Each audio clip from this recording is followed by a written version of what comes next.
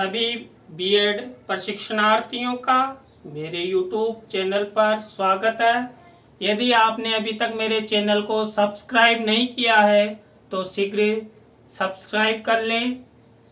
तो देखिए, हम अध्ययन कर रहे हैं अधिगम के लिए आंकलन नामक पेपर का, जो आपके पाठ्यक्रम में चलता है। तो आज हमारा टॉपिक रहेगा शैक्षिक मूल्यांकन के आधार। देखिए, शैक्षिक मूल्यांकन शिक्षा के क्षेत्र में प्रयोग किया जाता है और आप लोग जब शिक्षक बन जाएंगे प्रशिक्षण उपरांत, तो आप बच्चों का शैक्षिक मूल्यांकन लेंगे। तो उस शैक्षिक मूल्यांकन के कुछ आधार हैं। उस शैक्षिक मूल्यांकन के मुख्य रूप से 6 आधार है: व्यापकता, प्रभावशीलता, स्वाभाविकता, छात्रों की योग्यता, वैधता और विश्वसनीयता। देखिए, जब आप बच्चों का, विद्यार्थियों का शैक्षिक मूल्यांकन ले तो इन 6 आधारों का मुख्य रूप से ध्यान रखें। तो आपका, अगर आप इन 6 शैक्षिक आधारों का ध्यान रखेंगे तो आपका मूल्यांकन बहुत अच्छा होगा और परिणाम भी अच्छा आएगा। आप भी सोचेंगे कि मेरे द्वारा पढ़ाया हुआ जो शिक्षण कार्य है वो सफल हुआ। तो देखिए, शैक्षिक मूल्यांकन के आधार कौन कौन से। सबसे पहला है व्यापकता।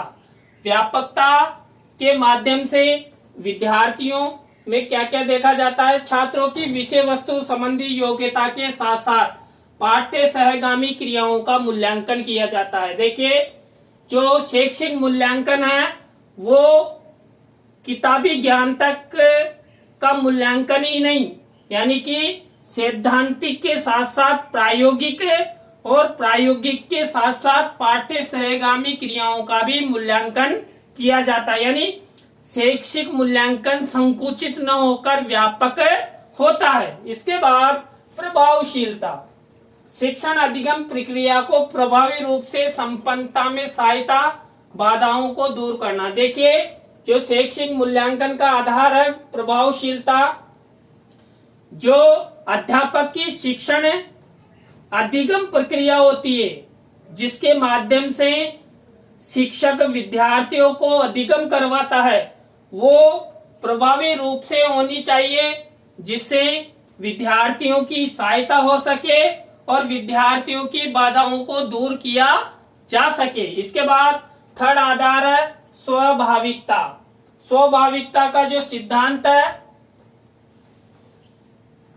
मूल्यांकन स्वाभाविक होना, यानी कि हमेशा जो मूल्यांकन आप लोग लें वो स्वाभाविक होना चाहिए। यानी कि स्वाभाविकता का सिद्धांत ये शिक्षण सिद्धांत है, स्वाभाविकता के आधार पर होना चाहिए और बच्चों के मन में डर नहीं होना चाहिए। देखिए, मूल्यांकन के प्रति बच्चों में डर नहीं होना चाहिए। अगर बच्चों में डर है कि हमारा मूल्यांकन होगा, हम कैसे परीक्षा देंगे, तो विद्यार्थी अच्छा मूल्यांकन नहीं दे सकते, अच्छी परीक्षा नहीं दे सकते और उनका जो परीक्षा परिणाम है वो बिगड़ सकता है।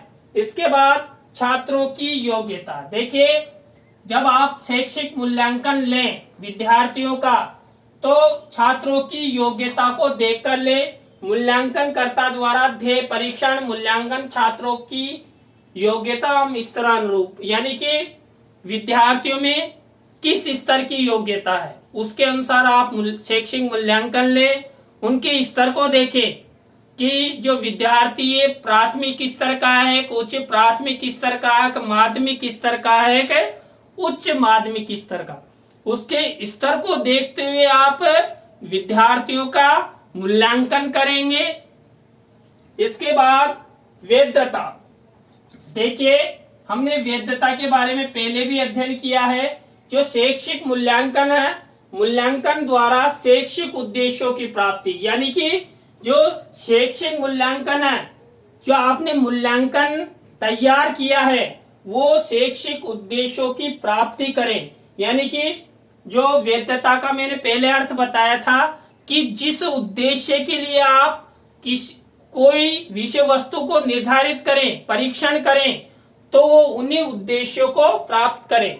यानी कि परीक्षा जिस उद्देश्य के लिए बनाई गई है वह परीक्षा उस उद्देश्य को प्राप्त करे, ये वैधता होती है। तो यहाँ पर शैक्षिक मूल्यांकन का उद्देश्य प्राप्त करे। इसके बाद छठा और लास्ट आधार है विश्वसनीयता। देखिए, जो विश्वसनीयता है, शैक्षिक मूल्यांकन के परिणाम में अंतर नहीं आना। देखिए, मैंने आपको पहले बताया था कि विश्वसनीयता का अर्थ ये होता है कि आप किसी भी परीक्षण को कितनी बार लिया जाए, लेकिन जो उसके प्राप्तांक है, उसके परिणाम है, उसमें कभी भी अंतर नहीं आना चाहिए।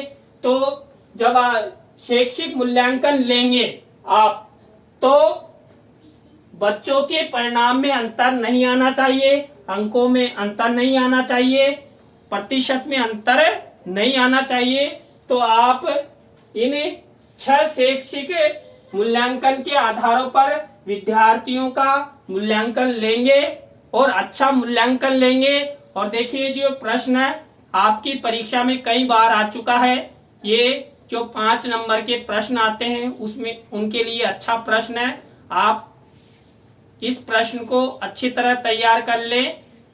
तो आज की लाइव क्लास में बस इतना ही। नेक्स्ट क्लास में हम फिर मिलेंगे।